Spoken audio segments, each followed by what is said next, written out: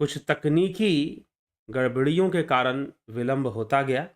चलिए अंततः उससे अब मुक्ति मिल चुकी है और कार्यक्रम शुरू हो चुका है। 15 मिनट का विलंब हुआ, कुछ तकनीकी असुविधा आ गई और उससे ये हुआ, अब सब ठीक है। अब आगे बढ़ेगा कार्यक्रम। चलिए, तो इस विषय को हम आगे बढ़ाएँगे और बढ़ाते हुए आज का जो विषय लिया गया है, आज जैसा कि आप सबको विदित है, आज श्रीमद् भगवत गीता जयंती है। गीता जयंती के नाम से भी आज के इस पर्व को मनाया जाता है। तो श्रीमद् भगवत गीता के महत्व को लेकर ही आज की चर्चा है। वैसे विषय तो लिया ही गया है, निर्गुण बड़ा या सगुण श्रीमद् भगवत गीता। निर्गुण बड़ा है या सगुण बड़ा है, लेकिन दोनों की बड़ा होने की जो मापदंड है, जो पैमाना है, वह क्या है? भक्ति है। निर्गुण भक्ति ज़्यादा श्रेष्ठ है या सगुण भक्ति ज़्यादा श्रेष्ठ है? इनमें से आज हम इसी विषय पर हम चर्चा करेंगे। और 12वें अध्याय में, श्रीमद् भगवत गीता के 12वें अध्याय में अर्जुन का प्रश्न इसी से संबंधित है और कृष्ण इसी प्रश्न का उत्तर देते हैं। कृष्ण इसी प्रश्न का समाधान करते हैं। ठीक है? तो आज हम भी इसी विषय पर चर्चा करेंगे कि सगुण भक्ति श्रेष्ठ है कि निर्गुण भक्ति श्रेष्ठ है, और कृष्ण उसका, अर्जुन का यह प्रश्न है और कृष्ण उसका उत्तर देते हैं। परंतु उससे पूर्व यह हम देख लेंगे कि श्रीमद् भगवत गीता का महत्व क्या है, श्रीमद् भगवत गीता की रचना का उद्देश्य क्या है, अथवा श्रीमद् भगवत गीता को श्री कृष्ण ने जो वाचा है अर्जुन के लिए, वो क्यों वाचा है। श्रीमद् भगवत गीता का मनुष्य में, साधारण मनुष्यों में उसका क्या महत्व होना चाहिए, उसे कैसे समझना चाहिए, आज हम इन विषयों पर भी साथ में विचार करेंगे। तो सर्वप्रथम आप यह समझ लीजिए कि श्रीमद् भगवत गीता को जब भी आप अध्ययन करें, आज गीता जयंती है, तो उसके महत्व को लेना बहुत जरूरी है कि श्रीमद् भगवत गीता का महत्व क्या है और श्रीमद् भगवत गीता का अध्ययन कैसे करना चाहिए और श्रीमद् भगवत गीता के प्रति क्या दृष्टिकोण रखना चाहिए। ठीक है? तो एक जो सर्व विदित जो दृष्टिकोण है, पूरे विश्व में जो दृष्टिकोण है श्रीमद् भगवत गीता के प्रति, वह यह दृष्टिकोण है कि श्रीमद् भगवत गीता एक धार्मिक ग्रंथ है। पूरे विश्व में सनातन धर्म का यह एक महत्वपूर्ण ग्रंथ है जिससे सनातन धर्म की जानकारी मिलती है, जिसमें कृष्ण के द्वारा अर्जुन को दिया हुआ उपदेश है। कृष्ण को उपदेश दिया गया है, अर्जुन के लिए उपदेश लाया गया है कृष्ण के द्वारा, तो यह उपदेश भी उसमें निहित है। अब जो है वह सनातन धर्म का एक मुख्य ग्रंथ माना जाता है, एक अग्रणी ग्रंथ हम इसको कह सकते हैं। अग्रणी मतलब आगे रहने वाला, अगुवाई करने वाला, अध्यक्षता करने वाला, ठीक है, रिप्रेजेंट करने वाला, एक रिप्रेजेंटेटिव के रूप में सनातन धर्म का। ये तो सनातन धर्म के अनेकों शास्त्र और ग्रंथ हैं, 18 पुराण हैं, 6 शास्त्र हैं, ठीक, 4 संहिताएं हैं, वैदिक संहिताएं हैं, वेद हैं। लेकिन सबके बीच सबसे बड़ी बात यह है कि सब किसी एक ही मूल तत्व की चर्चा करते हैं, वहीं तक जाते हैं।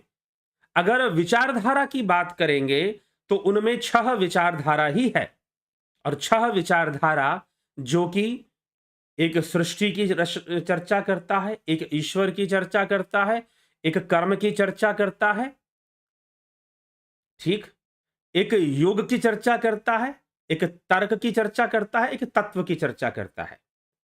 तो वेदों में ये चर्चा मिलते हैं, तो इन सब से हम रहस्यों को समझ पाते हैं और अपने जीवन को और बेहतर तरीके से समझ पाते हैं, और जीवन को सही तरीके से जीने का तरीका भी हम सीख पाते हैं अपने शास्त्रों के माध्यम से। तो श्रीमद् भगवत गीता में कर्म की भी चर्चा है, तो मीमांसा का विषय भी श्रीमद् भगवत गीता में, पूर्व मीमांसा का विषय। सांख्य तो महत्वपूर्ण है, इसमें वेदांत की भी चर्चा है जब ईश्वर ब्रह्म की चर्चा है तो। और सांख्य तो इसका मुख्य आधार है। इसीलिए श्रीमद् भगवत गीता को योग शास्त्र कहते हैं, क्योंकि योग इसका महत्वपूर्ण विषय है, मुख्य विषय है, नंबर 1 टॉपिक। अगर आपसे पूछा जाए कि श्रीमद् भगवत गीता के किस विषय पर लिखी गई है, तो वह एक शब्द में आप उत्तर दे सकते हैं कि श्रीमद् भगवत गीता योग के विषय में लिखी गई है। श्रीमद् भगवत गीता में क्या सिखाया गया है? तो श्रीमद् भगवत गीता में योग ही सिखाया गया है। इसीलिए श्रीमद् भगवत गीता को योग शास्त्र भी कहते हैं, क्योंकि इसमें योग की चर्चा है और इसमें योग सिखाया जा रहा है, योगी बनने का उपदेश दिया जा रहा है। श्री कृष्ण अर्जुन से कहते हैं, तस्माद योगी भवार्जुना, हे अर्जुन तू योगी बन जा। उसे योगी बनने का उपदेश दिया जा रहा है। ठीक है। अब एक और चर्चाएं होती हैं। कुछ लोग यह कहते हैं कि श्रीमद् भगवत गीता ज्ञान योग भी देता है, श्रीमद् भगवत गीता कर्म योग भी देता है, श्रीमद् भगवत गीता सांख्य योग भी सिखाता है, तो श्रीमद् भगवत गीता भक्ति योग भी सिखा रहा है। श्रीमद् भगवत गीता में राजयोग की भी चर्चा है। तो अभी एक पीछे कुछ दिनों पहले मुझे एक महानुभाव मिले, उन्होंने कहा कि इतना द्वंद्व क्यों डाल रखा है? अरे जब भगवान कृष्ण को सिखाना था तो कोई एक ही योग सिखा देते।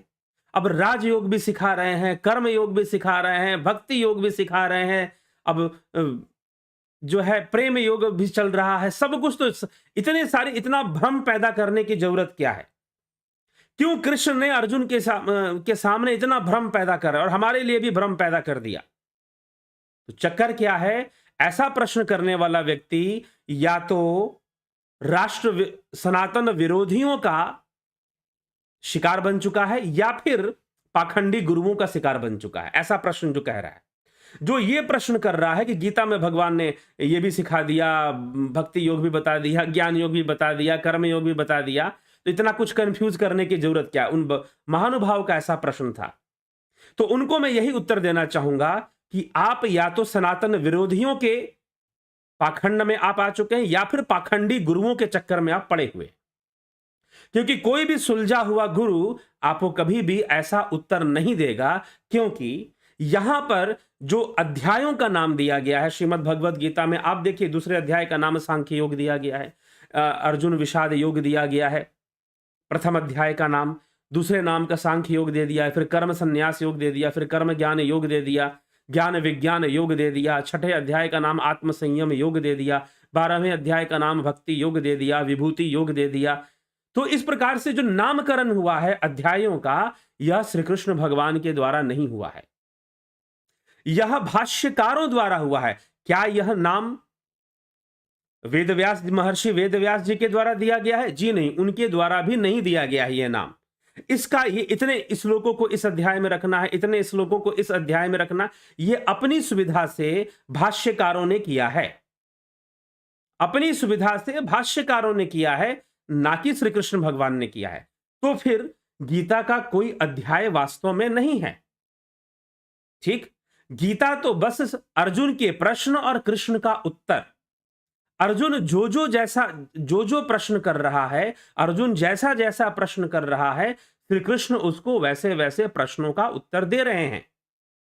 बस उसी में कहीं पर ज्ञान योग की चर्चा हो जाती है, कहीं कर्म योग की चर्चा हो जाती है, कहीं पुनर्जन्म की चर्चा हो जाती है, कभी कहीं तुलनात्मक चर्चा है, निर्गुण और सगुण का तुलनात्मक चर्चा हो जाती है। तो ये सारी बातें अर्जुन के प्रश्न और कृष्ण के उत्तर में बंधे हुए हैं। कृष्ण ने कोई अध्याय नहीं बनाए, कृष्ण इसके वक्ता हैं, इसके लेखक स्वयं महर्षि वेदव्यास जी ने जब महाभारत लिखा तो भीष्म पर्व के अंदर श्रीमद् भगवत गीता मिलती है। युद्ध प्रारंभ होता है भीष्म पर्व से, तो युद्ध प्रारंभ होने के पूर्व ही अर्जुन अपना संशय व्यक्त करता है, अपना अवसाद व्यक्त करता है, और उसके अवसाद को दूर करने के लिए श्री कृष्ण भगवान उसे उपदेश देना शुरू करते हैं। अर्जुन उनके उपदेशों पर प्रश्न करता है, क्रॉस क्वेश्चन। अर्जुन क्या करता है? क्रॉस क्वेश्चन करता है। तो क्रॉस क्वेश्चन करता है तो कृष्ण उसको भी समझाते हैं। तो अर्जुन के जैसे जैसे क्रॉस क्वेश्चंस हैं, कुछ क्वेश्चंस उसके व्यंग्यात्मक हैं, कुछ के क्वेश्चन उसके संशय से भरे हुए हैं और कुछ सवाल जिज्ञासा के वशीभूत हैं। कुछ बातें अर्जुन की अपने आप को सही साबित करने के लिए, नहीं मैं सही हूं, मेरी जो धारणा है कि युद्ध नहीं करूंगा मैं, क्योंकि मेरे सामने मेरे गुरुजन जिन्होंने धनुष बाण पकड़ना सिखाया, आज उन्हीं के विरुद्ध मैं युद्ध करूंगा, उन पर बाणों का संधान करूंगा। स्वप्न में भी मैंने ऐसा नहीं सोचा था। मेरे भीष्म पितामह जिनकी गोद में बैठकर मैं खाया पिया करता था, खेलता था, खेलता कूदता हुआ मैं बड़ा हो गया, जिनकी गोद में बैठकर आज उनके प्रति मुझे अपना गांडीव उठाना पड़ेगा, यह मेरे लिए दुर्भाग्यपूर्ण है। हे कृष्ण, यह युद्ध मुझसे नहीं होगा। तो अर्जुन का यह संशय और अपने बातों को सही पुष्ट करने के लिए, अपने बातों की पुष्टि करने के लिए अर्जुन तर्क देता है। एक तो अर्जुन के इस प्रकार के तर्क है। दूसरा, अर्जुन जिज्ञासावश प्रश्न करता है कि ऐसा ऐसा है तो ऐसा कैसे, वैसा है तो वैसा कैसे। इसीलिए पूरी गीता शुरू से लेकर अंत तक बंधी हुई है अर्जुन के प्रश्नों और कृष्ण के उत्तर से। इसमें कोई अलग अलग अध्याय नहीं है, भाष्यकारों ने अलग अलग अध्याय दिए हैं। भाष्यकारों ने अलग अलग अध्याय दिए हैं, ना कि श्री कृष्ण भगवान ने अलग अलग अध्याय दिए हैं। श्री कृष्ण भगवान ने कोई अलग से ज्ञान योग या कोई अलग से भक्ति योग नहीं सिखा रहे। वो यह तो अपने आप जैसा जैसा अर्जुन का प्रश्न है वैसा वैसा श्री कृष्ण उत्तर दे रहे हैं और अर्जुन के संशयों को नष्ट कर रहे हैं, अर्जुन के संशयों को नष्ट कर रहे हैं। तो आज का जो विषय है वह यही है कि निर्गुण बड़ा कि सगुण बड़ा। तो कई विषयों को अर्जुन ब्रह्मचारी होने की बात करता है, तो भगवान कृष्ण अर्जुन से कहते हैं कि यह तेरा मिथ्या आचरण होगा।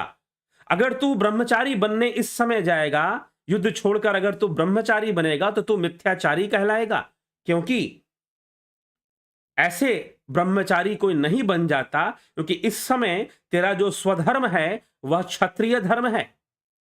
तेरा स्वधर्म युद्ध करना ही इस समय उचित है और यही तेरा स्वधर्म है, क्योंकि यही तेरा स्वभाव है।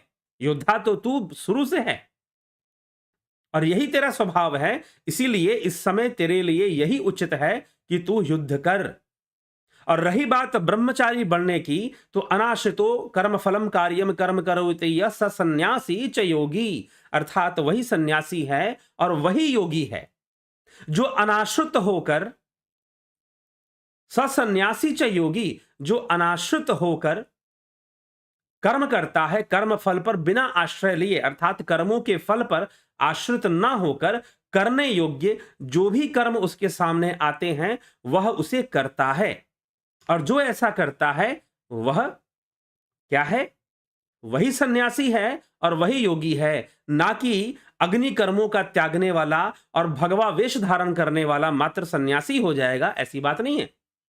जो अनाश्रित कर्म फलम कार्यम कर्म करोति है, जो अनाश्रित कर्म फलम फल के ऊपर अनाश्रित होकर जो करने योग्य कर्तव्यों को पूर्ण कर रहा है वह योगी है और वही सन्यासी है। वही योगी है और वही सन्यासी है। ठीक है, तो इसीलिए हमें इस पर विचार करना चाहिए और विचार कर कर ही इस विषय को, गीता वास्तव में संशयों का निवारण करती है, पाखंड का खंडन करती है। कुछ लोग ये कह देते हैं कि भाई गीता तो धर्म सिखाता है इसलिए हमें शांति से रहना चाहिए। जी हां, गीता धर्म युक्त कर्म सिखाती है। इसलिए श्रीमद् भगवत गीता, भगवान कृष्ण का आप जब भी गीता पढ़ते हो तो आप उसके परिवेश को ही खत्म कर देते हो। और ज्यादातर हमारे देश में गुरुजी लोग जब श्रीमद् भगवत गीता पे प्रवचन करते हैं तो पूरे गीता का परिवेश मार देते हैं, वही खत्म कर देते हैं उसको। वो ये भूल जाते हैं कि सारी चर्चा युद्ध भूमि में हो रही है और कृष्ण के समझाने का संपूर्ण उद्देश्य यही है कि सकारात्मक रूप से, नकारात्मक रूप से नहीं, क्योंकि नकारात्मक पक्ष का त्याग तो अर्जुन पहले ही कर चुका है। अर्जुन कह रहा है कि मैं आजीवन भिक्षा मांगकर अपना जीवन यापन कर लूंगा, परंतु युद्ध नहीं करूंगा। धन के लिए, अपने अधिकार के लिए, अपनी जायदाद के लिए, अपनी भूमि के लिए मैं युद्ध नहीं करूंगा, भीख मांगकर सारा जीवन व्यतीत कर दूंगा। कृष्ण समझाने में लगे हैं कि अर्जुन, अब यह युद्ध तुझ तक सीमित नहीं है, यह तेरा निर्णय है, तू भीख मांग लेगा, तू ब्रह्मचारियों की तरह जीवन व्यतीत कर लेगा, परंतु यह नपुंसकता ही कहलाएगी और यह धर्मच्युत भी होगा। यहां पर तू धर्म से भी गिरेगा, कर्म से भी गिरेगा, क्योंकि तेरा स्वधर्म ब्रह्मचारियों का नहीं है, तेरा स्वधर्म तो क्षत्रिय धर्म है, और तू अपने स्वभाव के विरुद्ध, अपने स्वधर्म के विरुद्ध कर्म करने जा रहा है, तो तेरे द्वारा किया गया जो कर्म होगा वह मिथ्या आचरण होगा, तू मिथ्याचारी कहलाएगा। इसीलिए इस समय तेरा युद्ध करना ही उचित है। तो यह भूलना मत कभी भी गीता पढ़ते हुए कि श्रीमद् भगवत गीता का उपदेश कृष्ण अर्जुन को इसलिए दे रहे हैं कि वह युद्ध के लिए तैयार हो जाए, और वह युद्ध मात्र एक युद्ध भूमि में किए जाने वाला युद्ध नहीं था, प्रत्येक व्यक्ति के अपने भीतर चलने वाला युद्ध भी था। हाँ, ये सत्य है, कुछ संस्थाएं ये कहती है कि नहीं, गीता तो भूमि पर कभी हुआ ही नहीं, गीता तो हमारे मन को ऋषियों ने ऊपर जो है किताबों में लिख दिया। तो शास्त्रों को लेकर बहुत बड़ी बड़ी बातें करने वाले लोग हैं, लेकिन बेचारे करें क्या, वो उनकी स्थिति भी अपाहिजों जैसी है। अपाहिजों मतलब कि कोई ये कहेगा कि नहीं, यह तो मन में घटने वाले युद्ध को ही यहां पर लिख दिया गया। कुछ ऐसे मुझे कुछ लोग मिले जो अपने आप को बौद्धवादी कहते हैं, बौद्ध कहते हैं, और कहने लगे नहीं नहीं, ये सब तो कालांतर में लिखा गया है, यह सब तो बहुत बाद में इन सब चीजों की रचना हुई है, पहले ये सब चीजें नहीं थी बहुत। लेकिन भाई एक बात बताओ कि रचना किया किसने? तुमने क्यों ना कर लिया रचना? इतनी सारी तुम भी कर लेते। एक दो ग्रंथ तो नहीं है सनातन धर्म के अंदर, 18 पुराण है, 108 उपनिषद है, और पता नहीं क्या क्या, कितने स्मृति ग्रंथ, कितने आगम ग्रंथ। अगर सब कुछ लोगों का, एक महानुभाव मुझे व्हाट्सएप मैसेज भी करते थे, बोलते थे कि सब शुंग वंश के बाद लिखा गया। मतलब इतना मेहनत करने वाले विद्वान थे हमारे देश में, इतनी शिक्षित लोग थे हमारे देश में, जिन्होंने, क्योंकि एक व्यक्ति ने तो लिखा नहीं, यह तो प्रमाणित हो जाता है पढ़ने से भी, कि 108 उपनिषद भी लिख दिए, 18 पुराण भी लिख दिए, और वो सब जो है उसके बाद। तो तुम अपने, तुम्हारे जो, तुम जिस संप्रदाय के मानने वाले हो, वो लोग, उन लोगों ने इतनी मेहनत क्यों नहीं की? लिख लिए होते वो लोग, लेकिन बेचारे उतनी मेहनत कर नहीं पाए, लिख नहीं पाए। लिखने में मेहनत लगती है, कहना बहुत आसान है कि 18 पुराण ऐसे ही कल्पना है, 18 ऐसे ही कहानियां हैं, बेकार की चीजें हैं, पटपट पटपट मुंह चलता है ना लोगों का, कहना बहुत आसान है। तुम लिख के दिखाओ ना 18 पुराण, अगर ऐसा इतना ही आसान है 18 पुराण लिख देना, 108 उपनिषद लिख देना, तुम लिख के दिखा दो। तो विचार करना चाहिए, लोगों को इतना भी मूर्ख ना समझना शुरू कर दे कि आप कुछ भी बगर बगर करेंगे और दुनिया मानने लग जाएगी।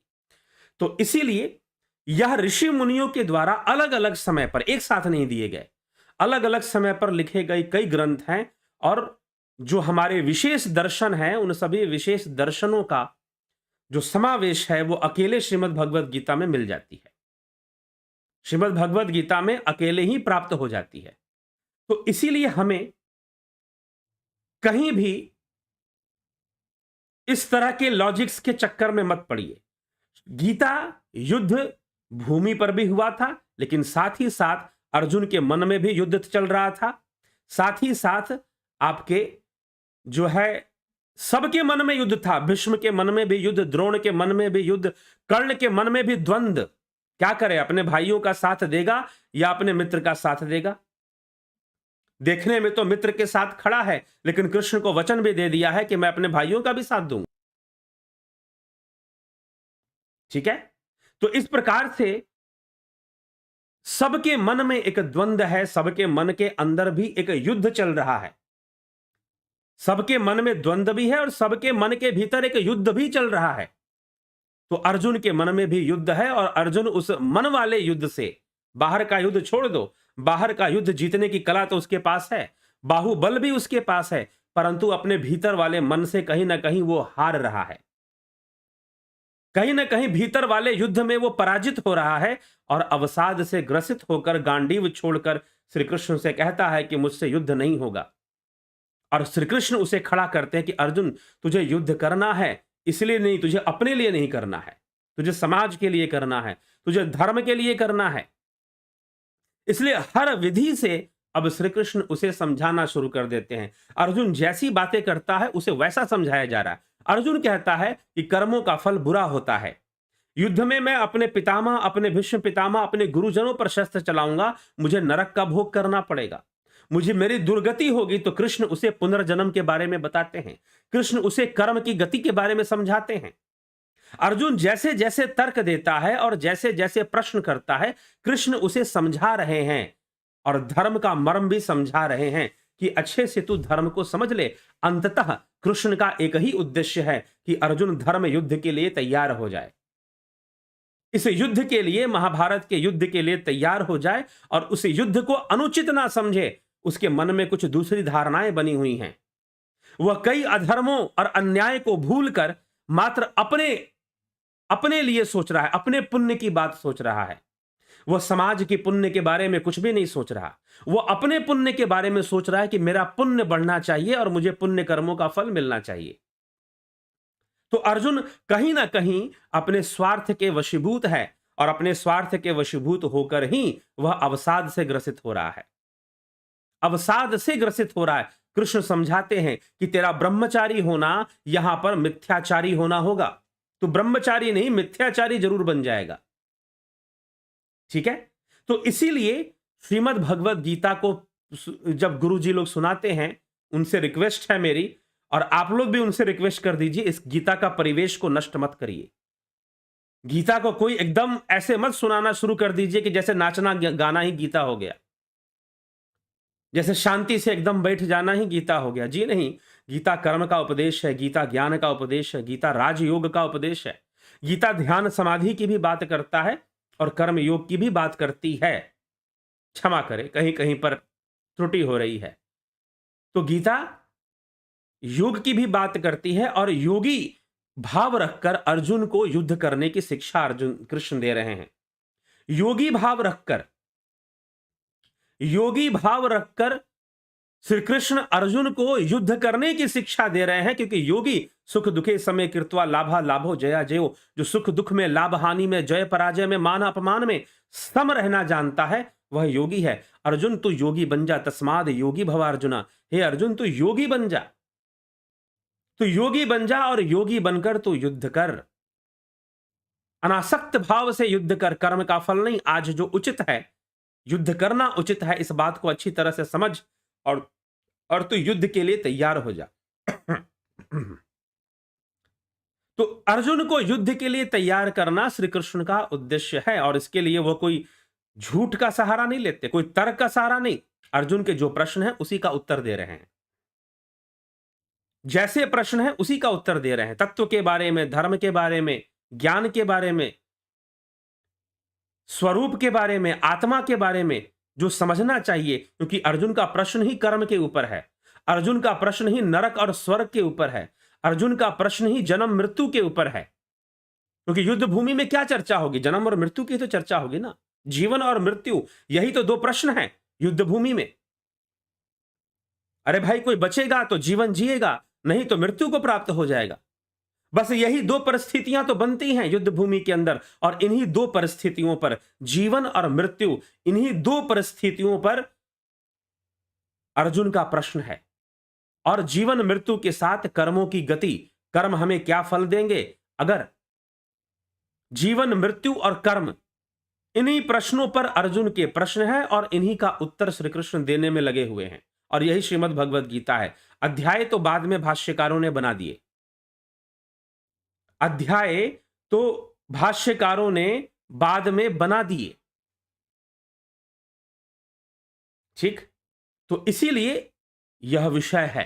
तो आइए आज विषय पर हम चर्चा करते हुए आगे बढ़ी रहे। श्रीमद् भगवद गीता के कई विषयों को आज छुआ गया। अब हम अपने ही विषय पर चलते हैं जो आज का विषय लिया गया है, और वह विषय है निर्गुण बड़ा या सगुण। श्रीमद् भगवद गीता के अनुसार इसकी क्या चर्चा है?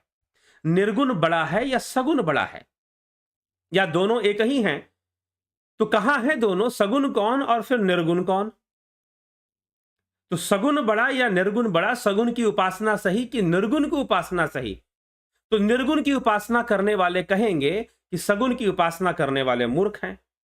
लेकिन मैं अपने चैनल पर कई बार बोल चुका हूं, जो ये कहते हैं कि वो निर्गुण उपासक है, वो महामूर्ख हैं। वो महामूर्ख है, उनका तीर सीधा अंधेरे में कहां गायब हो जाता है पता नहीं चलता है। क्योंकि इस भाव जगत में, इस भाव युक्त जगत में निर्गुण नामक कोई चीज है ही नहीं। इंद्रियों से या वाणी से या मन से या विचारों से या तर्कों से किसी भी निर्गुण का अनुभव संभव नहीं है, असंभव है। कई बार ये चर्चा मैं कर चुका हूं चैनल पर। जो लोग पहले से जुड़े हुए इस विषय को मेरे द्वारा सुने होंगे, जो आज जुड़े हैं उनके लिए नूतन होगा, नवीन होगा। तो निर्गुण असंभव है भाव जगत में, निर्गुण असंभव है बुद्धि के जगत में, निर्गुण असंभव है तर्कों के द्वारा, निर्गुण असंभव है भावनाओं के द्वारा, और निर्गुण असंभव है विचारों के द्वारा। असंभव है निर्गुण, ठीक है। लेकिन चलिए, सगुण ही संभव है और सारी साधना का प्रारंभ सगुण से ही होता है। यदि आप निर्गुण निर्गुण कहकर किसी तत्व का ध्यान कर रहे हैं तो उस समय वह निर्गुण भी सगुण ही है, वह निर्गुण भी सगुण ही है, वह निर्गुण नहीं है। यह हमें समझना चाहिए, यह विचार हमें समझना चाहिए, ठीक है। तो चलिए, इसी को लेकर हम आगे चर्चा करते हैं और समझते हैं कि श्री कृष्ण भगवान इस विषय में क्या कहते हैं, अर्जुन का प्रश्न क्या है और अर्जुन कैसा प्रश्न करता है और श्री कृष्ण उसको कैसा उत्तर देते हैं। तो 12वां अध्याय श्रीमद् भगवद गीता में यह पूछते हैं कि आखिर किसकी उपासना ज्यादा सही है। तो किसकी उपासना ज्यादा सही है, यह प्रश्न है अर्जुन का। तो प्रश्न क्या करते हैं, थोड़ा विचार कर ले उस पर। तो अर्जुन का प्रश्न बनता है इस स्थान पर, अर्जुन प्रश्न करते हुए कहता है, एवं सतत युक्ता ये भक्तास्त्वाम पर्युपासते ये चाप्यक्षरम अव्यक्तम तेषाम के योग वित्तमा। अर्थात इस प्रकार निरंतरता से उपयुक्त साधनों में, अर्थात भगवत प्राप्ति कर्म करने के आदि में तदचित हुए, अपने चित्त में लगे हुए जो भक्त अनन्य भाव से शरण होकर पूर्वदर्शित, यहां पर कहा गया पूर्वदर्शित, जो विश्वरूपधारी आपका स्वरूप है उसकी उपासना करता है, उसी का ध्यान करता है, ठीक है। और दूसरा कौन है, तथा दूसरे जो समस्त वासनाओं का त्याग करते हुए ज्ञानी जन, उपयुक्त विशेषणों से युक्त परम अक्षर जो समस्त उपाधियों से रहित है, उपाधि रहित, उसकी कोई उपाधि नहीं है, उसकी कोई विभूति भी नहीं है, जो समस्त उपाधियों से रहित होने के कारण अव्यक्त है। यहां पर देखिए, इस श्लोक में अर्जुन ने निर्गुण या सगुण शब्द का प्रयोग नहीं किया है। लेकिन दुर्भाग्यपूर्ण है कि जब आप श्रीमद् भगवद गीता पढ़ते हैं तो आप इस श्लोकों पर ध्यान नहीं देते, आप तो सीधा टीका पे आ जाते हैं, आप सीधा श्लोक का टीका पढ़ लेते हैं और उसी को बिल्कुल सटीक मान लेते हैं।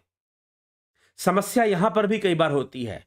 पिछली बार जब मैंने श्रीमद् भगवद गीता की पूर्ण व्याख्या की थी तो उसमें भी मैंने प्रारंभ में ही यह बात कह दिया था कि ज्यादातर लोग जब श्रीमद् भगवद गीता का अध्ययन करते हैं तो श्लोकों में लिखे गए शब्दों पर ध्यान नहीं देते हैं क्योंकि उनको कठिन लगते हैं। जब मैंने गीता पर अनुसंधान शुरू किया तो मेरे सामने भी यह बहुत बड़ी चुनौती थी। संस्कृत भाषा मुझे भी बहुत सही से नहीं आती थी, लेकिन फिर भी विद्यालय में 9वीं 10वीं क्लास तक तो संस्कृत मैंने भी पढ़ी थी और ज्यादातर लोग पढ़ते हैं। हाँ, आजकल शायद ना पढ़ते हो, लेकिन जो पुराने थोड़े लोग हैं वो उतना संस्कृत तो पढ़ ही लेते हैं। तो चलो, एक आधार था, उस पर ही मैंने जानकारी लेनी शुरू की, संस्कृत के शब्दों पर अनुसंधान करना शुरू किया। तो अगर आप इस श्लोक को पढ़ेंगे तो इस श्लोक में अर्जुन ने कहीं पर भी सगुण या निर्गुण की बात नहीं की है। लेकिन जब भी आप इस श्लोक की टीका पढ़ेंगे, इसका हिंदी अनुवाद पढ़ेंगे और इसकी टीका पढ़ेंगे तो भाष्यकार महोदय सगुण और निर्गुण की चर्चा करते हुए दिखाई देंगे। अर्जुन ने कहीं पर सगुण निर्गुण शब्द का प्रयोग नहीं किया। 12वें अध्याय का प्रथम श्लोक वो क्या पूछ रहा है, वो पूछ रहा है कि प्रभु, इस प्रकार से आपके पूर्व दर्शित यह जो मैंने अभी, क्योंकि 11वां अध्याय में भगवान विश्व रूप का दर्शन करवाते हैं, 11वें अध्याय में विश्व रूप का दर्शन करवाते हैं अर्जुन को। तो अर्जुन पूछता है कि अभी जो यह विश्व रूप का दर्शन मुझे हुआ है, क्या इसमें भक्ति करना श्रेष्ठ है? कुछ लोग इसकी भक्ति करते हैं।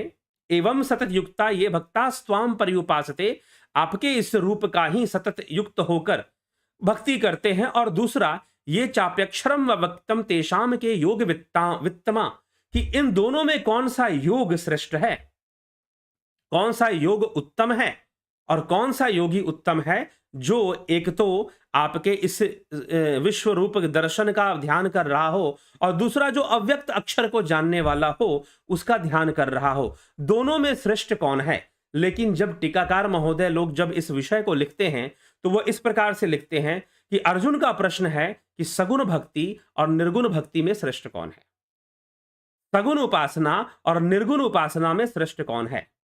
वो सीधा इस बात को लिख देते हैं। परंतु अर्जुन का प्रश्न है कि यह जो विश्व रूप का आपने दर्शन कराया यह सगुण रूप है, तो इसको सगुण रूप कहकर माना गया है।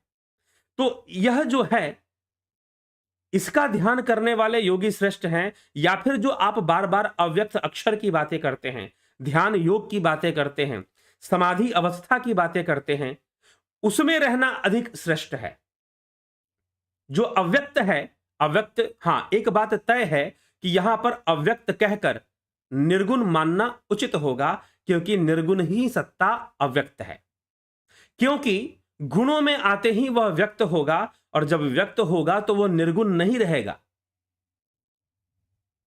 निर्गुण नहीं रहेगा। जैसे ही व्यक्त होगा इंद्रियों की सत्ता में, तो इंद्रिय गम्य हो जाएगा, बुद्धि गम्य हो जाएगा, और बुद्धि गम्य होते ही, इंद्रिय गम्य होते ही, भाव गम्य होते ही वह निर्गुण नहीं रह जाएगा। इसलिए जितने भी भाव विषय हैं, जितने भी भाव विषय हैं वो सब के सब सगुण हैं, निर्गुण नहीं है। निर्गुण हो पाना उनके लिए संभव नहीं है। ठीक, यह विषय है, निर्गुण हो पाना उनके लिए संभव नहीं है। तो निर्गुण होना जो है यह भावनाओं का विषय नहीं है, तो भावातीत विषय है। भावातीत होकर ही कोई निर्गुण हो सकता है। ठीक, इस विषय को हमेशा हमें समझना है। तो यहां पर अव्यक्त भाव की चर्चा की जा रही है। अर्जुन कह रहा है कि अव्यक्त का ध्यान करने वाला श्रेष्ठ है या आपके इस विश्व रूप का ध्यान करने वाला श्रेष्ठ है। तो विश्व रूप यहां सगन हो गया। इसका मतलब यह है, अब एक बात यहां से प्रमाणित होती है कि जो विश्व रूप है वह अव्यक्त नहीं है। विश्व रूप जो है भगवान ने जो दिखाया वह अव्यक्त नहीं है, वह तो भाव युक्त जगत का ही अंग है, वह भावातीत नहीं है, अव्यक्त। इसलिए कई लोग कहते हैं, कई गुरुजी लोग कहते हैं भगवान दिखा देंगे, भगवान दिखा देंगे, ईश्वर का दर्शन करा देंगे, ब्रह्म का दर्शन करवा देंगे। कौन सा ब्रह्म, व्यक्त या अव्यक्त? क्योंकि भगवान ने जो अर्जुन को दिखाया वह व्यक्त है, वह अव्यक्त नहीं है। पहले तो इस विषय को अच्छे से पकड़ लीजिए। इसीलिए अव्यक्त होने के कारण टीकाकारों ने उसे निर्गुण माना, और व्यक्त होने के कारण उसे सगुण माना। अर्जुन का प्रश्न व्यक्त और अव्यक्त के बीच का है। अर्जुन कहना चाहता है यह व्यक्त उपासना ज्यादा उचित है या अव्यक्त उपासना ज्यादा उचित है, यह बता दीजिए। ठीक है, व्यक्त उपासना ज्यादा उचित है या अव्यक्त उपासना ज्यादा उचित है? दोनों में उचित कौन सा है, दोनों में सही कौन सा है, दोनों में श्रेष्ठ, उचित वाली बात नहीं है, दोनों में श्रेष्ठ कौन सा है? अब श्री कृष्ण समझाते हैं। इसी व्यक्त अव्यक्त को, व्यक्त को सगुण माना गया, अव्यक्त को निर्गुण माना गया। क्या गलत है मानना? जी नहीं, गलत नहीं है, गलत नहीं है, बिल्कुल गलत नहीं है। व्यक्त को सगुण मानना और अव्यक्त को निर्गुण मानने में बुराई नहीं है। तो चलिए अब इसी आधार पर प्रश्न होता है और कृष्ण अपना उत्तर देना शुरू करते हैं। तो कृष्ण क्या उत्तर देते हैं वह भी देख लेना चाहिए। कृष्ण क्या उत्तर देते हैं वह हम उस पर हम चर्चा करते हैं। तो भगवान कृष्ण कहते हैं मयावेश्य मनो ये माम नित्युक्ता उपासते श्रद्धया पर्योपेतास्ते में युक्त तमामतः। जो मुझे विश्वरूप परमेश्वर में मन को स्थित करता है, सर्वयुगेश्वर के अधीश्वर रागादि पंच क्लेश रूप अज्ञान दृष्टि से रहित मुझ सर्वज्ञ ईश्वर की पीछे जो कहा गया है, पिछले अध्याय में जो बातें की गई हैं उसके अनुसार विश्व रूप का ध्यान करता है, मेरे सगुण रूप का ध्यान करता है, मेरे व्यक्त रूप का ध्यान करता है, वह श्रेष्ठ है, वह श्रेष्ठ है। और रही बात अव्यक्त की, तो उसके बारे में मैं तुझे अभी आगे बताऊंगा। तो एक बार में तो उन्होंने यह कह दिया कि वह श्रेष्ठ है, मैं उसे श्रेष्ठ मानता हूं जो मेरे विश्व रूप योगेश्वर रूप का ध्यान करता है। आगे क्या कहते हैं? क्योंकि उसके सहारे, व्यक्त भाव के सहारे, वह लगातार मुझ में चित्त को लगाकर रात दिन व्यतीत करते हैं। अतः उनको युक्तम कहना उचित होगा। हाँ, वो सही है, इसमें कोई बुराई नहीं है। आगे वो कहते हैं, ये अब इसका मतलब क्या हो जाता? अब यहां पर एक और बात है, भगवान का सगुण रूप और निर्गुण रूप में श्रेष्ठ कौन है? अब श्री कृष्ण बोलना शुरू कर देते हैं, लेकिन जो सगुण की पैरवी करने वाले हैं वो सीधा क्या करेंगे? पक्षपाती बन जाएंगे और ये श्लोक पकड़ेंगे, आगे वाला श्लोक स्किप कर जाएंगे, आगे वाला श्लोक सुनाएंगे ही नहीं, बोलेंगे ही नहीं, बात खत्म। भगवान ने कह दिया सगुण श्रेष्ठ है। जी नहीं, अभी पूरी बात नहीं हुई है। श्री कृष्ण अभी अपनी पूरी बात करने वाले हैं। इसीलिए यहां पर कोई द्वंद्व नहीं है। द्वंद्व हम पैदा करते हैं अपने स्वार्थों के लिए, अपनी अपनी संस्थाओं, अपने अपने धार्मिक मत और अपने अपना जो गुरुवाद है, जो गुरुडम है, हमारे गुरु जी का झंडा सबसे ऊपर, क्योंकि गुरु जी के आश्रम में हमें अपने आप को सबसे बड़ा गुरु भक्त साबित करना है, क्योंकि उसके नाम पर अवार्ड मिलेगा, चार लोग बड़ाई करेंगे, चार लोग मान सम्मान देंगे, क्रेडिट जो देंगे मिलने वाला है। 50 तरह की भावनाएं लोगों के अंदर भरी होती हैं।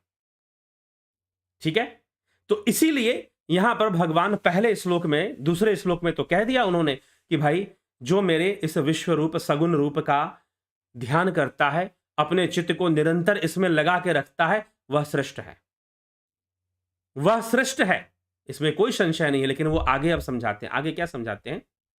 ये त्वक्षर मनिर्देश्यम व्यक्तम पर्युपासते सर्वत्र गम चिंतयम च कुटस्थम चलम ध्रुवम। जो कि अव्यक्त होने के कारण शब्द विषय ना होने से किसी प्रकार भी बतलाया नहीं जा सकता, इसीलिए अनिर्देश्य है और किसी भी प्रमाण से प्रत्यक्ष नहीं किया जा सकता, इसीलिए वह अव्यक्त है। अव्यक्त होने का अर्थ क्या है? जो किसी भी प्रमाण से व्यक्त नहीं किया जा सकता, वह अव्यक्त है। क्योंकि जितने भी प्रमाण लाओगे वह भाव युक्त होंगे, वह तर्क युक्त होंगे, जितने भी प्रमाण लोगे, और वो भावातीत है।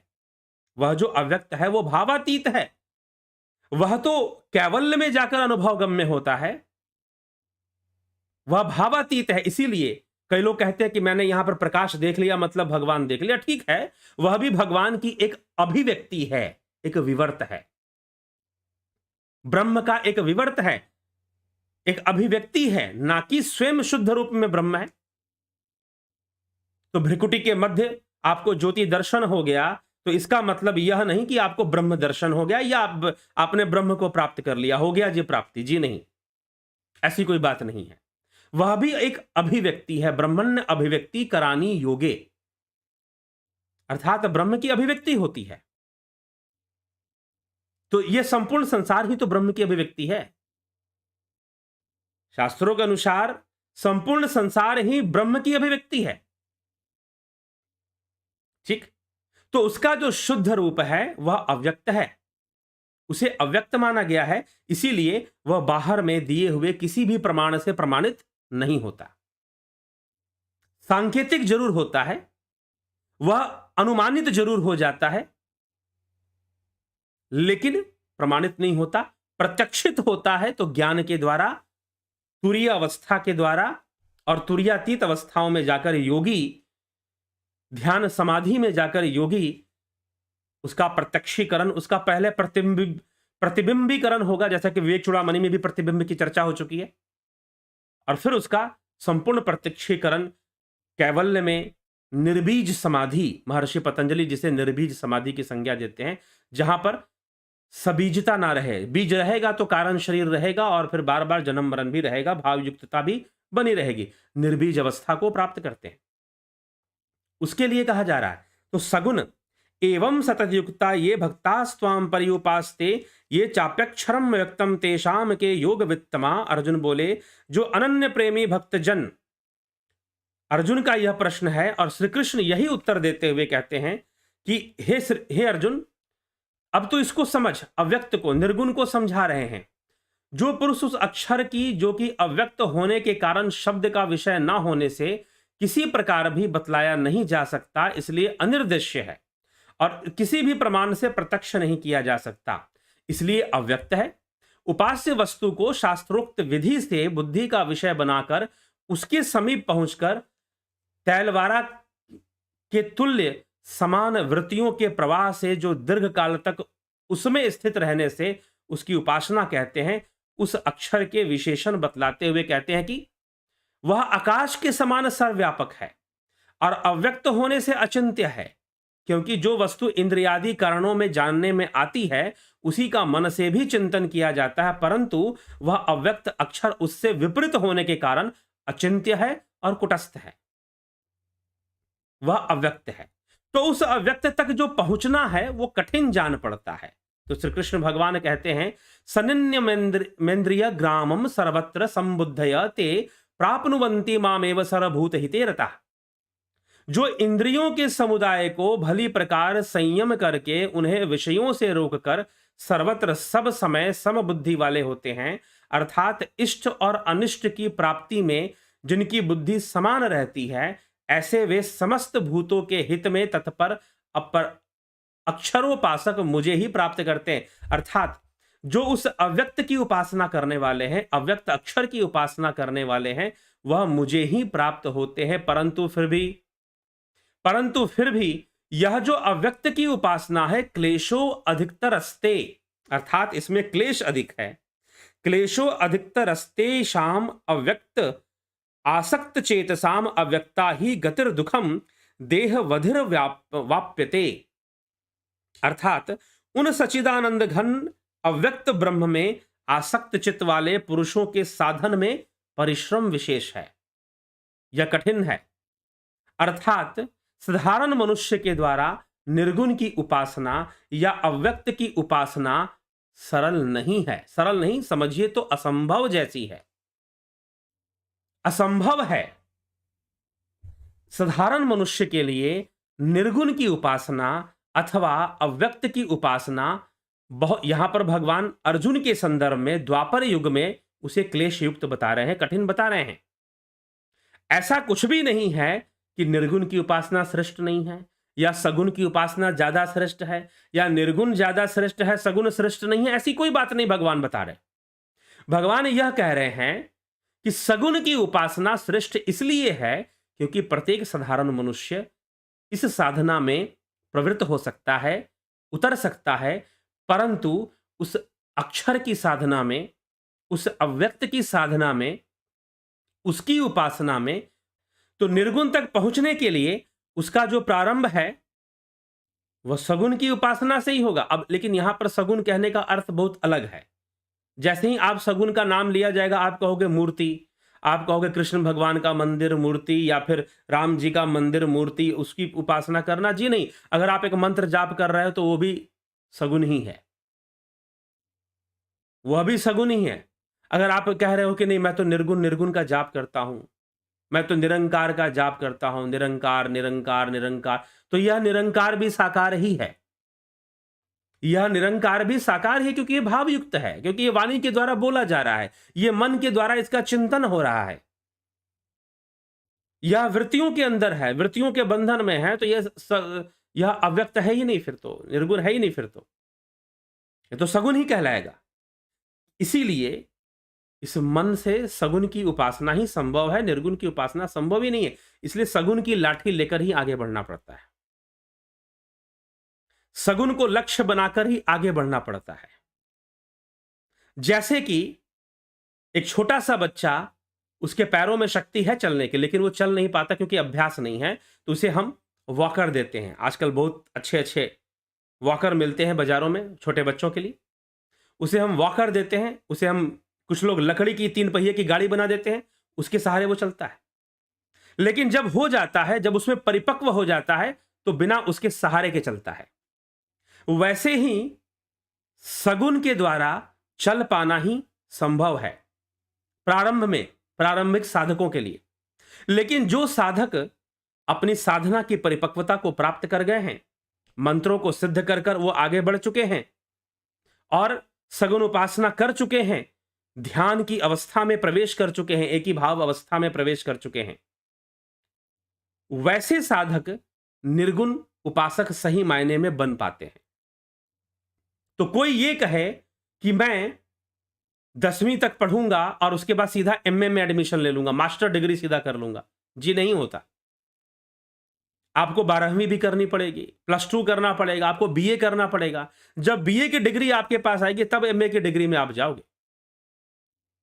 कोई कहे कि नहीं मैं पहली क्लास में ज्वाइन भी नहीं करूंगा और सीधा पीएचडी में चला जाऊंगा, तो संभव नहीं है।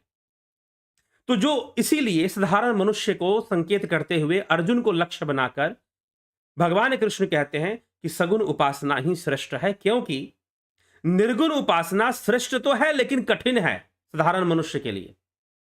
इसीलिए साधारण लोगों के लिए, अर्जुन जैसे लोगों के लिए, अर्जुन कोई अति साधारण नहीं है, कम से कम हम लोगों से तो विशेष है। शब्द भेदी बाण चलाना जानता है, ना जाने कितने मंत्र उसने सिद्ध किए, कितने दिव्यास्त्र उसने सिद्ध कर लिए। साधारण व्यक्ति नहीं है वो, महाभारत का परम धनुधर है, सर्वश्रेष्ठ धनुधर है वो। तो हम आज के कलयुग में रहने वाले साधारण लोगों से तो काफी श्रेष्ठ है वो। फिर भी भगवान अर्जुन के संदर्भ में कह रहे हैं कि सगुण वाला ही श्रेष्ठ है। तो साधारण मनुष्यों और अर्जुन से भी जो नीचे के लोग हैं, उन सभी साधारण मनुष्यों के लिए सगुण ही श्रेष्ठ है। लेकिन जो योगी हैं, जो तपस्वी हैं, जिन्होंने योग साधना के पराकाष्ठा को स्पर्श कर रहे हैं, उसके शिखर को स्पर्श कर रहे हैं, जो ध्यान की सिद्धि कर रहे हैं, धारणा, ध्यान, समाधि, संयम, जिन्होंने संयम को सिद्ध कर लिया है, वैसे योगियों के लिए निर्गुण उपासना ही होती है, क्योंकि वो सगुण का कोर्स पूरा कर चुके होते हैं। वो सगुण का कोर्स पूरा कर चुके होते हैं। हाई स्कूल किया नहीं, +2 किया नहीं और बोलोगे सीधे पीएचडी करेंगे, तो कहां से होगा? तो सगुण और निर्गुण के फर्क को समझिए। इस प्रकार से यह फर्क है। इसीलिए किसी एक श्लोक को पढ़कर सुना देने से कि भाई नहीं, सगुण को भगवान ने श्रेष्ठ कहा है तो सगुण ही श्रेष्ठ है और निर्गुण व्यर्थ है, ऐसी कोई बात नहीं है।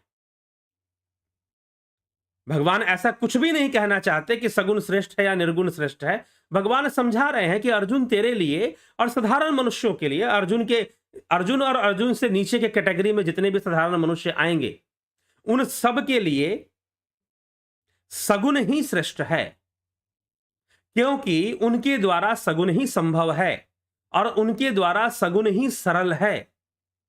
निर्गुण की उपासना बहुत क्लेशों को सहते हुए योगी जन, जो ध्यान की अवस्था तक, ध्यान समाधि की अवस्था तक जो योगी पहुंचते हैं, वही निर्गुण को जान पाते हैं, वही निर्गुण के असली उपासक माने जा सकते हैं।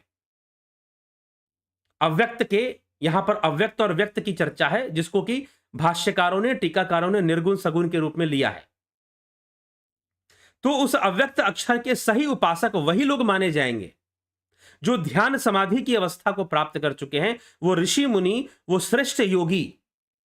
नहीं तो साधारण मनुष्यों के लिए सगुण की उपासना ही संभव है और सरल है, वो वही कर सकते हैं। बच्चा पीएचडी की किताबें नहीं देख पढ़ सकता, पीएचडी की परीक्षा नहीं पास कर सकता, उसे तो अभी एबीसीडी पढ़ना है। तो इस तरह से समझना चाहिए कि प्रारंभ सर्वदा सगुण से होगा और सगुण ही संभव है। निर्गुण साधारण मनुष्य से संभव ही नहीं है। जब तक वो ध्यान समाधि की अवस्था में ना पहुंच जाए, तब तक यह संभव नहीं है। तो इसीलिए भगवान इसलिए कह रहे हैं कि यह क्लेश युक्त है। बहुत कष्टों के सहने के बाद, बहुत साधनाएं करने के बाद कोई योगी, कोई साधक निर्गुण उपासक बन पाता है, ना कि सीधा बन जाता है। इस फर्क को समझिए। और इसीलिए जब भी संभव है आपके मन के द्वारा, आपके तर्कों के द्वारा, आपके विचारों के द्वारा, तो सर्वदा सगुण ही संभव है, व्यक्त ही संभव है, अव्यक्त संभव नहीं है। इसको समझना चाहिए। तो चलिए, इसी के साथ अब हम विराम की ओर चलेंगे। आपके कमेंट्स भी बहुत सारे हैं, हो सकता है कि सबका उत्तर आज ना दे, क्योंकि ऐसे भी लंबा हो चुका है आज का यह विषय। तो देख लें कमेंट्स क्या कहते हैं लोग।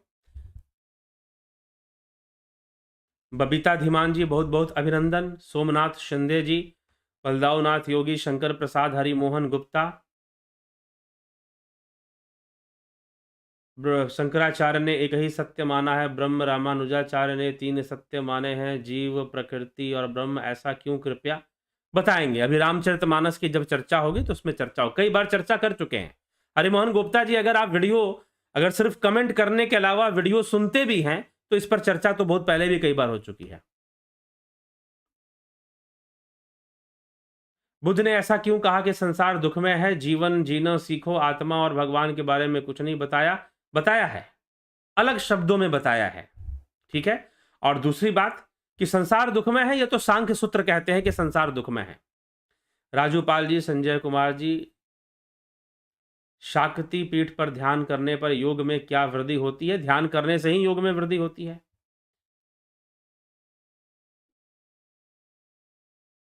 क्या बुद्ध वेदों को नहीं मानते थे? बुद्ध नास्तिक थे या नहीं, कृपया समझाएं। कई बार समझा चुके, एक बार नहीं, कई बार इस पर चर्चा कर चुके हैं। निश्चय ही आप सारे वीडियोस नहीं देखते हैं। विक्रम सिंह जी, गौरव विक्रम सिंह बहुत अभिनंदन। जगत नारायण, हाँ अभिनंदन है सबका। जलाराम रायका, भूप सिंह खीचर, विनोद कुमार सूद, उषा श्रीवास्तव, बजरंग शर्मा, दशरथ पटेल, बिमला शाह, माधुरी कोले जी, रमेश पेशवानी जी, विंदेश्वर मिश्रा जी, राम निवास मीना, दिनेश महाराज, आमसरी जी अभिनंदन है। कैलाश चंद्र जी, आपके पुराने वीडियो देखने का सौभाग्य मिला, बहुत ही सटीक और गूढ़ विषयों पर सहज सरल ज्ञान का श्रवण हुआ और सहज समझ भी बढ़ी। आज पहली बार लाइव जुड़ने का सौभाग्य मिला है, वह भी गीता जी से। जी हाँ, चर्चा विवेक चूड़ामणि पे चल रही है, लेकिन आज गीता जयंती है, श्रीमद् भगवद गीता जयंती आज है, इसलिए श्रीमद् भगवद गीता का विषय लिया गया है। कुलदीप मिश्रा जी, सादर शरण स्वीकार करें, मुझे कृतार्थ करे कुल जी, अवश्य लाभ उठाइए। अमित निम्बालकर जी, सविता नायक जी, जोंती दत्ता जी, अर्जन चौहान, गंभीर शाह, पिंटू वासवा, रविंद्र राणा, योगेंद्र पंडित, सरोज कृष्णानी, ओम प्रकाश जी। सर, मंत्र योग के द्वारा निर्गुण ब्रह्म को पाया जा सकता है, यानी आत्मा में स्थित हुआ जा सकता है। मंत्र युग के द्वारा मंत्रों को सिद्ध किया जा सकता है, ठीक है। हाँ, प्रारंभिक साधना मंत्रों के द्वारा होती है, इसमें कोई बुराई नहीं है, लेकिन अंततः ना कोई मंत्र, ना कोई विचार, ना कोई वृत्ति, इस अवस्था में जाकर ही निर्गुण की प्राप्ति है। अनिल कुमार जी, बजरंग शर्मा जी, ब्राह्मणों के लिए क्या कर्म विधान है, कृपया बताएं। कई बार इस पर भी मीमांसा दर्शन में इस पर भी चर्चा है। स्मिता सावंत, राकेश शर्मा, सुनिधि पाठक, स्पिरिचुअल विद साइंटिफिक बुक, अगर श्री कृष्ण उपदेश ना देते तो अर्जुन तो युधिष्ठिर की सारी सेना मरवा देता। जी, कुछ ऐसा ही लग रहा था। राकेश शर्मा, कमलेश खैरनर, जितेंद्र केवट, रियल फैक्ट्स, गीता जयंती की शुभकामनाएं आपको भी। शिवम भट्ट, जय श्री राम गुरु जी, मिथिलेश सिंह जी, सुरेश सोलंकी, भक्ति सिंह, कोई बड़ा नहीं, दोनों एक ही है, ब्रह्म के कारण सगुण एवं निर्गुण दिखाई देता। दिखाई तो नहीं देता, निर्गुण इंद्रियों का विषय ही नहीं है तो दिखेगा कहां से। अजीत अपराजित जी, संजय सिसोदिया, जयंती भाई पटेल, जयराम जी, सनातन धर्म का महत्व पूरी दुनिया को समझ में आ रहा है, तो नास्तिक लोग लोगों में नास्तिकता फैलाने का एजेंडा चला रहे हैं। जी हाँ, वो अपना काम करते रहते हैं।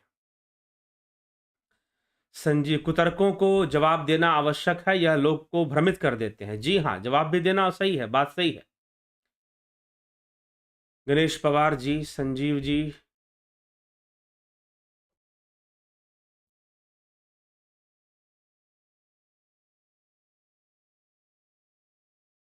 सही बात है आप लोग जो चर्चा कर रहे हैं।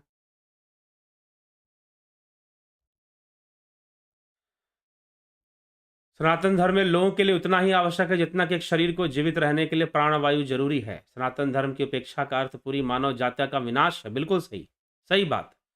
ए जयराम जी,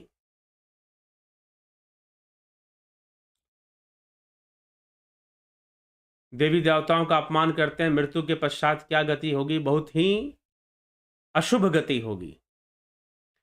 संदीप अरोड़ा, ईश्वरित।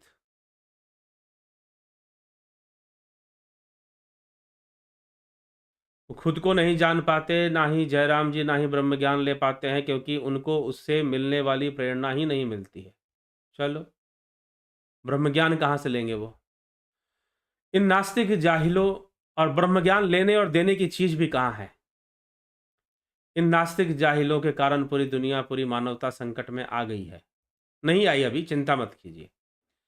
स्पिरिचुअल ध्यान योग में क्या क्या योग सिखाए जाते हैं? स्पिरिचुअल ध्यान योग में यहाँ पर जो ध्यान योग का कोर्स चलता है, guided meditation, transcendental meditation, spiritual healing technique, प्रणव साधना, नाद ध्यान, ज्योति साधना, ठीक है, यह सारी चीजें, उद्गीत साधना, ये सारी चीजें इसमें सिखाई जाती है।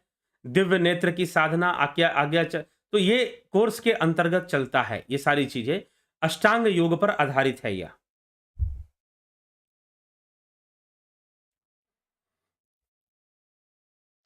अगर सगुण रूप की उपासना करने से मोक्ष प्राप्त हो सकता है, तो निर्गुण की उपासना की क्या आवश्यकता है? अपने आप निर्गुण में पहुंच जाओगे, सगुण के सहारे निर्गुण में प्रवेश कर जाओगे।